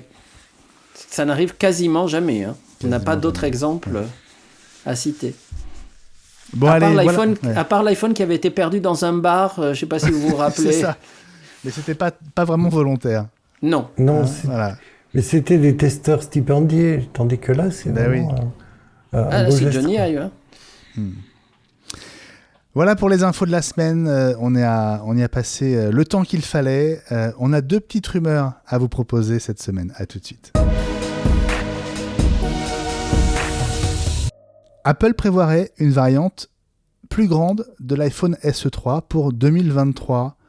C'est Minchiko, notre analyste préféré, qui en fait une de ses infos du jour. François nous disait que c'était une vieille histoire. Est-ce que c'est vraiment une vieille histoire ? Moi, j'avais pas tellement entendu cette possibilité d'un iPhone SE 3 avec un grand écran. On a parlé en fait de 2 choses. On a parlé d'un SE3 avec le design du SE2, donc de l'iPhone 7, 8, etc. Ouais. Une puce 5G et un petit peu plus de mémoire vive, et sans doute un processeur A15. Et là, en fait, la rumeur, ce serait plutôt un SE4, c'est-à-dire que là, on aurait vraiment un changement de design. Ce qui avait été évoqué dans la rumeur il y a quelques semaines, mois, c'était de reprendre le design de l'iPhone XR. Donc sans doute avec un écran liquide, je ne sais plus comment ils l'ont appelé, liquide Retina, HDR, ou je sais plus comment, bref. Peu importe. Peu importe son nom, mais voilà, l'idée ce serait d'avoir un iPhone un peu plus grand, et on a évoqué sans doute un passage à Face ID, mais le SE qui serait présenté là dans les mois à venir aurait toujours du Touch ID. Ce serait vraiment, on garderait le form factor testé, rentabilisé avec les jolis moules, mais qui marche bien et qui se vend bien, et je pense qu'une mise à jour de l'iPhone SE est importante pour Apple. Oui, mais dans ce cas-là, s'il y a un SE4, effectivement, puisque le prochain sera le SE3, hein, et lui va arriver, je pense, à Pâques. Hein. Donc s'il y a un SE4, ça sera plutôt pour 2024, puisque le cycle SE, c'est tous les 2 ans, pour l'instant. C'est pas tous les ans. Ouais. Mais je ne vois pas l'intérêt d'un SE avec un écran, avec un grand écran, puisque, outre le prix, l'argument du SE, c'est un téléphone plus petit, avec un écran plus petit mais plus facile à manipuler, à ranger, à vivre, tout simplement. Ou alors, ils vont réintroduire l'iPhone mini qui est si cher au cœur de François, mais on peut pas avoir les deux, quoi. Ouais. Bon, je suis pas complètement en désaccord avec toi, Gilles, notamment sur l'idée du prix. C'est vrai que pour maintenir un prix bas, il vaut mieux éviter de faire un très grand écran, a priori. Mais voilà, nous verrons bien. C'est pour 2023, donc on a encore un petit peu de temps devant nous. L'autre rumeur de la semaine, c'est une rumeur qui vient de chez DigiTimes, selon laquelle des membres de la direction d'Intel seraient sur le point de se rendre à Taïwan pour rencontrer la direction de TSMC, le fabricant des processeurs Apple notamment, avec comme enjeu les futures puces gravées en 3 nanomètres dont TSMC commence à tester la production en ce moment. Et l'objectif apparemment de la direction d'Intel, c'est de mettre de l'huile dans les rouages pour éviter de se retrouver frontalement face aux commandes d'Apple dans quelques mois, parce que Intel n'est pas capable aujourd'hui de graver aussi finement. Or, ça va être l'un des enjeux des prochaines générations de puces. On est aujourd'hui à 5 nanomètres dans le meilleur des cas. Oui. Et les prochains processeurs vont se jouer en 3 nanomètres. Et voilà. C'est aussi un aveu d'échec de la part d'Intel de se tourner vers TSMC et Lee. Oui, absolument. Et il va falloir vraiment qu'ils amènent beaucoup d'huile et du bon. Hein. Je conseille l'huile d'olive provençale, forcément. Dans ce cas-là, parce que, à mon avis, Apple, ils ont dû quand même pas mal assurer la production 3 nanomètres pour leurs prochains produits. Donc, ça doit être verrouillé, scellé. Donc, il va vraiment falloir qu'ils fassent fort pour arriver à convaincre TSMC de leur laisser une petite partie de leur capacité de production. Mais en tout cas, c'est bien d'essayer. Hein. Mais c'est quand même l'inventeur du microprocesseur qui ne sait plus fabriquer. Ils savent toujours concevoir, mais ils ne savent plus fabriquer à des finesses de gravure qui sont maintenant la pointe du marché. Je ne sais même pas s'ils sont capables de faire du 5 nanomètres.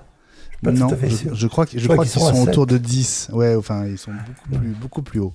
Ouais. Voilà pour les rumeurs de la semaine. Mes amis, on se retrouve dans quelques instants pour mettre la serviette autour du cou et se mettre à table pour le dîner d'Eli. À tout de suite. C'est l'heure de l'apéro et François est complètement pompette. Prêt pour ton dîner, Eli? Entrée, plat, dessert. Il faut que tu nourrisses cet homme-là parce que il a faim. Il a abusé des bonnes choses déjà. Ah, alors on va essayer. Bon, la première info, en fait, c'est qu'Apple recrute maintenant des gens pour créer ce qu'ils appellent un nouveau paradigme pour ses produits en réalité virtuelle et en réalité augmentée. Et donc, à cette question... Ça veut dire quoi ? Voilà, c'est quoi un paradigme ? Alors, je suis allé chercher pour vous. Donc, quelle est la définition de paradigme ? Alors, un paradigme, j'ai appris évidemment, c'est une représentation du monde, une manière de voir les choses de façon cohérente, une vision cohérente du monde qui repose sur un fondement défini au départ. Voilà, avec ça, débrouillez-vous. Donc, c'est un métaverse, quoi. Non, pas vraiment, mais... non. On parle de paradigme scientifique. Oui, mais en fait, ce que ça veut dire, parce que là, c'est des mots savants utilisés par un journaliste qui avait envie de se mettre un peu en valeur, je pense. En fait, ça veut dire qu'Apple recherche une nouvelle interface utilisateur, GUI en fait, pour les lunettes de réalité augmentée et virtuelle, parce que il faut imaginer comment est-ce que vous allez présenter les choses. Vous n'allez pas mettre des menus déroulants et des dossiers, c'est pas possible, c'est trop petit dans des lunettes. Comment est-ce que vous allez interagir avec les yeux sur ce type d'éléments ? Donc, ils cherchent une représentation qui soit révolutionnaire et tout ça va servir de base à un nouvel OS puisque, rappelez-vous qu'on a pour l'instant Home OS où Apple cherche des gens mais qu'on n'a pas vu venir, mais il va y avoir un Glass OS parce que ce n'est pas avec de l'iOS de base qu'on va pouvoir faire une représentation sur un casque ou sur des lunettes. Donc, le fait qu'ils cherchent des ingénieurs, ça veut dire qu'ils en sont au stade où ils ont des produits, ils savent faire des choses, et maintenant il faut que ça soit facile à utiliser et plaisant à utiliser et suffisamment différent des autres pour que les gens se disent « Apple a encore innové ». Donc c'est très important le paradigme. Et surtout, il y a toute la perspective d'un nouveau store et d'un nouvel écosystème autour du casque et des lunettes. Absolument. Au départ, on va passer, comme Apple a toujours fait, par l'iPhone et par des applications qui seront, je pense, dans l'App Store habituel. Mais quand ces lunettes et ce casque vont devenir autonomes, ce qui est un peu la V2, un peu comme souvent fait Apple, à partir du moment où ils sont autonomes, oui, il faudra un store intégré dans le casque et les lunettes. Et à votre avis, ils prendront 30% ou pas sur le store de GlassOS ? Vu de nez, non. Évidemment. Ah oui.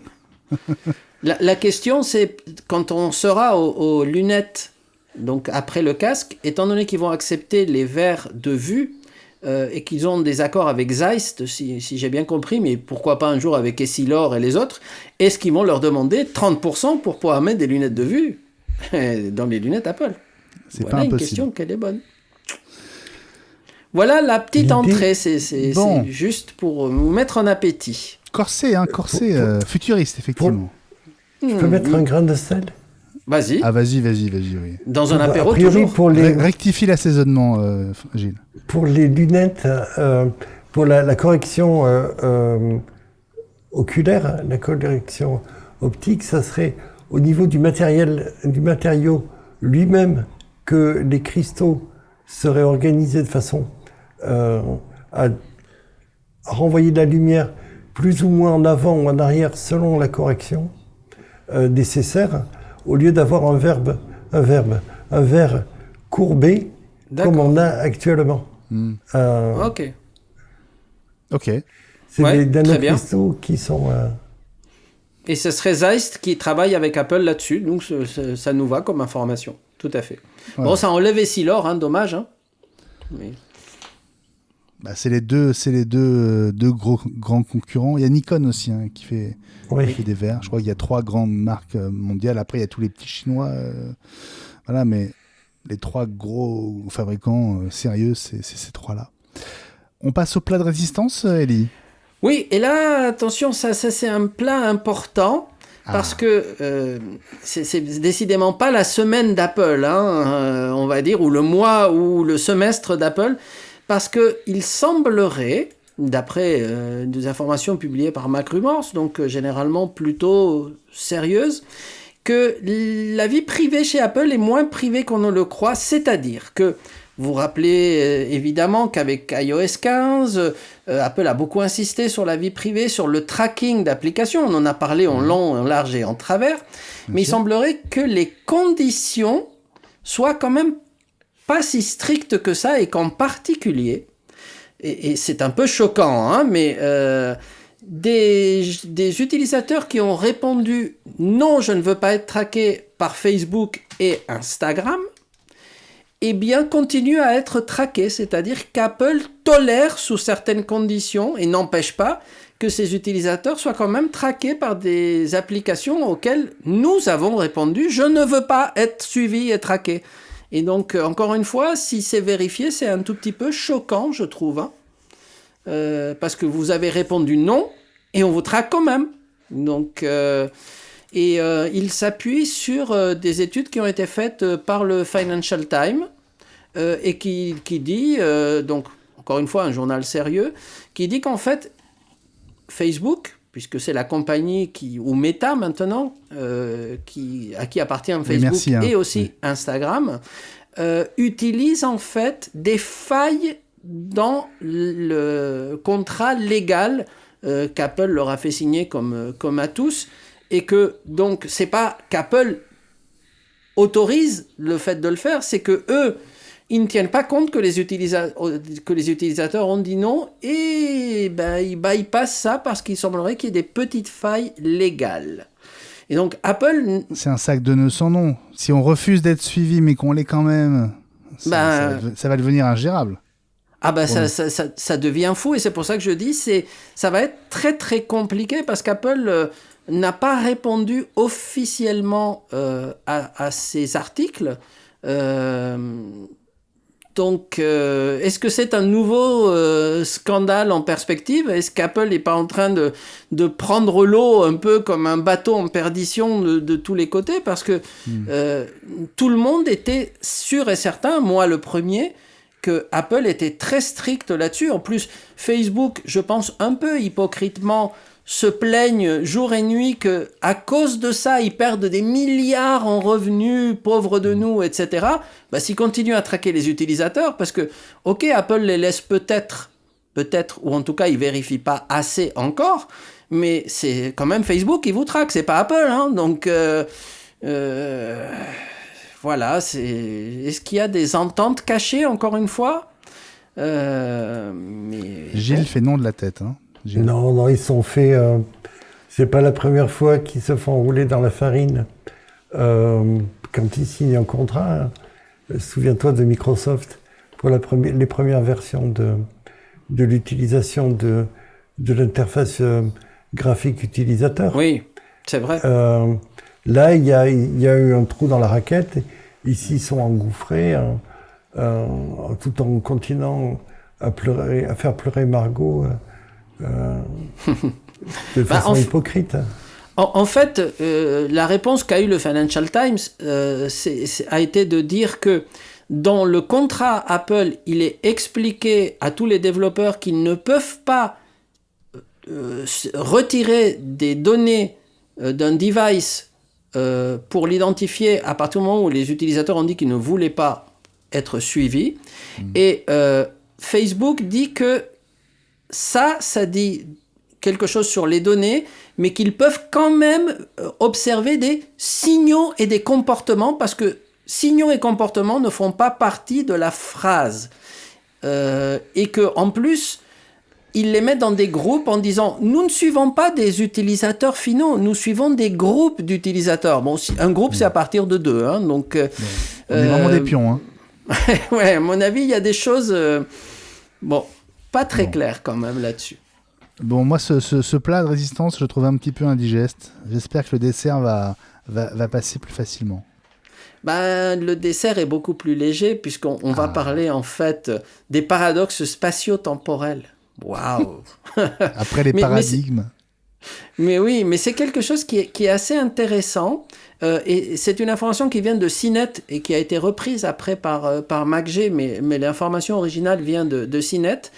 Et c'est très intéressant parce que savez-vous que quand vous regardez un programme à la télé ou à travers un Apple TV ou à travers un autre device, vous ne regardez jamais du direct. Le vrai direct, c'était à l'époque de la radio, on va dire, de base, hein, mais à partir du moment où les techniques se sont complexifiées, il y a un petit décalage qui est peu sensible lorsque on reçoit une émission par la TNT directement, donc par la prise râteau, mais à partir du moment où on passe par Internet, il y a du décalage. Et ce décalage, je ne parle pas quand TF1 retarde de quelques secondes des émissions en direct à une époque où il y avait des attentats, c'était pour éviter qu'en direct il y ait des choses que les spectateurs ne doivent pas voir. Hein. Et donc, par exemple, dans un match de foot, des choses comme ça, des trucs sont trop de danger, quoique il peut y avoir aussi des choses un peu violentes dans un match de foot. Alors, ils ont pris comme référence de l'étude, puisque c'est en France, TF1 reçu par la TNT. Donc ça, c'est considéré comme l'étape 0. Voilà. Alors, quand vous regardez, par exemple, sur une box en fibre, vous avez un retard de 2 secondes. En fait, c'est le cas de Free, c'est le cas d'Orange. 2 secondes. SFR, 3 secondes. Ils ont pris une petite seconde de plus. Par contre, une B-Box Bouygues fibre, 10 secondes. Entre 10 et 11 secondes.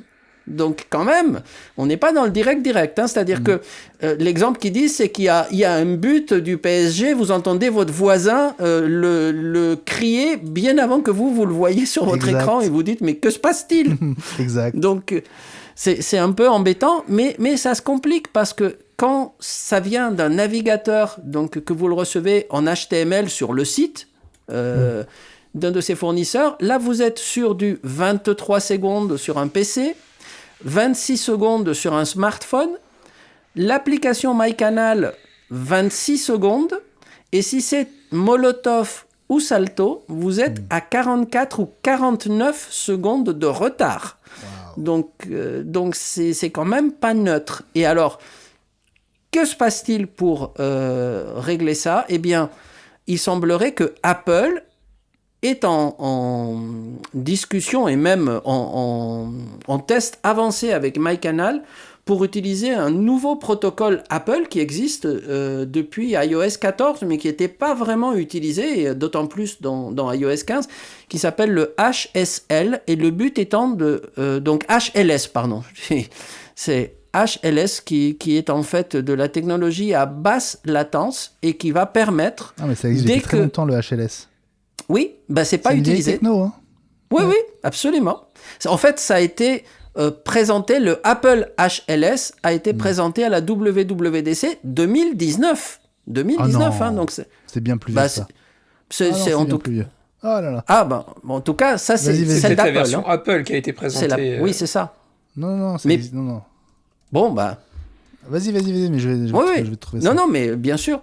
Et donc, a priori, Canal+ travaille en ce moment, la main dans la main avec Apple, à l'implémentation pour iOS et tvOS d'un MyCanal qui va avoir une faible latence. Et ils doivent faire des petits tests, et plein d'utilisateurs se sont plaints sans savoir qu'ils étaient victimes de ça.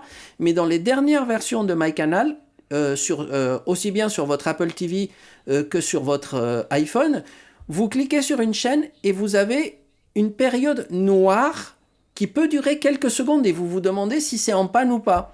Et le signal finit par arriver. Et c'est le temps de calcul ou de l'implémentation de ce HLS, et il faut que le système se cale, à tel point que certains utilisateurs dans les forums disent « Non mais j'en ai marre, je clique sur la chaîne, elle est noire, donc je sors de la chaîne, je reviens, et là, j'ai l'image. » C'est-à-dire qu'en fait, il faut... y aller, sortir, revenir. Et en fait, c'est parce que, sans que vous le sachiez, c'est en cours de déploiement et que l'intérêt au final, c'est que quand ça sera fait, vous aurez 2 secondes, donc très proche, au pire, 2 secondes de décalage par rapport à la réception de la TNT. Je peux mettre mon petit grain de sucre ? Mais bien sûr, je t'en prie. Alors le HLS, en fait, HLS, ça veut dire HTTP Live Streaming. Ça a été développé par Apple et la première version est sortie en 2009. Waouh. Ouais. Et effectivement, c'est un format de streaming très, très, très utilisé déjà. C'est des fichiers très petits qui servent juste à lancer le flux, qui se termine par l'extension M3U8. C'est peut-être un format de fichier que vous avez déjà vu passer. Oui, bien sûr. Notamment sur Freebox. Je crois qu'il y a quand on utilise VLC avec une Freebox, je crois qu'on peut utiliser ces flux ces fichiers avec cette extension-là. Voilà, donc ça veut dire qu'Apple continue de le pousser. D'ailleurs, si vous allez si vous tapez Apple HLS, vous tombez direct sur une page du site developer.apple.com qui est toute neuve et où effectivement il y a toute la doc, il y a tout. Donc je pense que c'est une techno qu'Apple n'a pas du tout enterrée. Au contraire, et ça m'étonne pas que, tu vois, il y ait de nouveaux débouchés qui reposent sur HLS, mais c'est une techno qui a 12 ans déjà. D'accord. Écoute, l'intérêt de cette info, c'est qu'ils travaillent avec MyCanal, ils se connaissent bien, évidemment, et que du coup, si MyCanal implémente cette technologie, ça devrait inciter des gens comme Molotov, qui sont cités comme les mauvais élèves, ou comme Salto, à utiliser aussi cette techno pour diffuser les flux de télé sans trop de décalage. Sans trop de latence. Voilà, super, Ellie. Bon, merci pour ce dîner très varié, très varié, vraiment. Tu diras bravo au chef de notre part. On se retrouve dans un instant pour le tuto audio et je vais vous expliquer comment faire apparaître une cheminée dans votre salon, même si vous n'avez pas de trou pour votre cheminée. À tout de suite.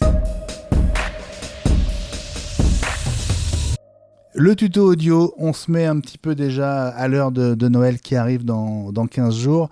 Vous n'avez peut-être pas la chance d'avoir une maison de campagne avec une vraie cheminée, et des bûches qui flambent et des flammes qui crépitent. Vous avez peut-être envie de reproduire cette ambiance dans votre salon. Vous n'avez peut-être pas pensé à une appli pour Apple TV qui va justement reproduire cette ambiance de cheminée sur votre écran de télé. C'est tout bête. Il y a des économiseurs d'écran, vous le savez, sur l'Apple TV avec de très belles images de paysages, de villes. Vous passez de Dubaï à des vues par satellite de la Terre prises depuis l'ISS. Magnifique en 4K. Mais vous n'avez pas d'économiseur d'écran au sens propre du terme qui joue le rôle de cheminée. Et il suffit de faire une recherche parmi les apps de l'Apple TV pour en trouver plein des apps gratuites qui font office de cheminée. Alors elles ont un défaut, c'est que les apps gratuites souvent vous amènent de la pub et on a envie de tout sauf d'avoir une pub. Et oui. Entre deux bûches qui flambent sur sa télé. Donc c'est un investissement, je dirais, assez intéressant, assez utile de s'offrir une app pour 99 centimes. Il y en a une qui s'appelle Fireplace Channel. Alors, c'est une appli qui n'est pas du tout récente, elle date de 2015. Donc c'était même avant l'ère du 4K sur l'Apple TV. Mais elle est plutôt bien faite. Et puis surtout, il y a pas mal d'extensions. C'est des achats in-app. Donc vous avez l'impression que ça va vous coûter encore plus cher. Mais en fait, ils sont à zéro. Ils sont à un prix de zéro depuis toujours. D'accord. Donc vous pouvez les installer et en profiter gratuitement une fois que vous avez installé l'app que vous avez donc acheté 99 centimes. Voilà. Et donc vous aurez un feu de cheminée sans pub. Et vous pouvez choisir la musique que vous voulez. Et sans chaleur. Voilà. Parce que j'ai essayé, je l'ai installé dans mon Apple TV et c'est magnifique. La seule chose, c'est qu'on se caille devant. Hein. Donc... Ouais. Bilan carbone est meilleur, peut-être? Oui, et il n'y a pas toute la cendre qui se balade. Moi, j'ai la chance d'avoir une cheminée, et quand je l'allume, après, il faut faire un nettoyage, je t'explique. Hein. Ben oui. Mais bon. Enfin voilà, c'est une idée toute simple pour avoir une cheminée chez vous, sans avoir de cheminée. Nos coups de cœur de la semaine, ça va se résumer cette semaine à ton coup de cœur, Ellie, puisqu'on n'a pas bien travaillé, on n'a pas eu beaucoup de temps. Tu as un coup de cœur, Ellie, qu'est-ce que c'est? Oui, en fait, j'ai marqué Discovery, mais pas Discovery Channel, hein, celui que vous connaissez, mais plutôt la série Star Trek Discovery. Et c'était déjà un coup de cœur quand elle était dans Netflix, et j'ai été totalement frustré parce que on attendait la saison 4 après avoir donc regardé avidement les 3 premières saisons. Et elle n'arrivait pas. Et en fait, on a fini par apprendre que Paramount, qui essaye de sortir son système de streaming concurrent de Netflix, de Disney+, etc., a repris toutes ses productions et les a enlevées de là où elles étaient. Donc, il y en a eu plusieurs, et en particulier Star Trek a été enlevé de Netflix. Et donc, on ne peut pas, à ce jour, le voir, puisque Paramount n'est pas encore en Europe. Il va arriver un jour, mais ça sera encore un service où il faudra s'abonner.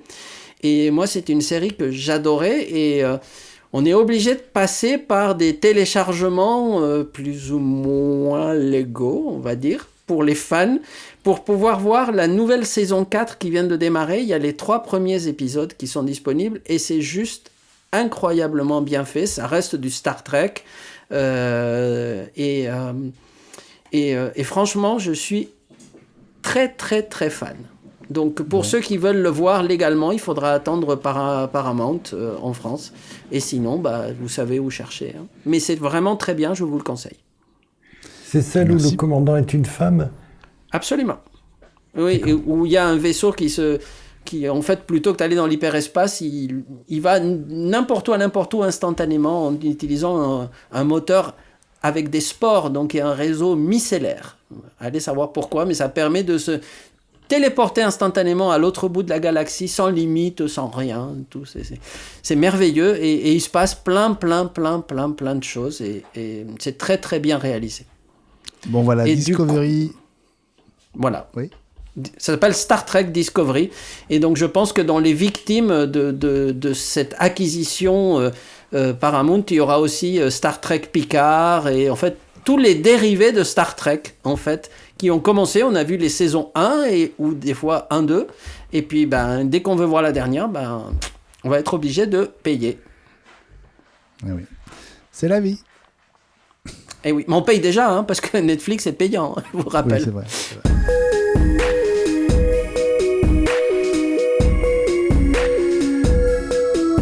Merci les amis, c'était génial de vous retrouver en ce jeudi soir. À vous qui nous écoutez, merci de votre fidélité. Je vous rappelle que la version vidéo d'iWeek, la semaine Apple, le podcast est dispo à partir du vendredi sur la chaîne YouTube d'iWeek. La semaine dernière, elle est même arrivée dès le jeudi soir. Salut François. Salut Benjamin, et bravo pour d'avoir rattrapé une grosse partie du retard des vidéos YouTube, c'est bien.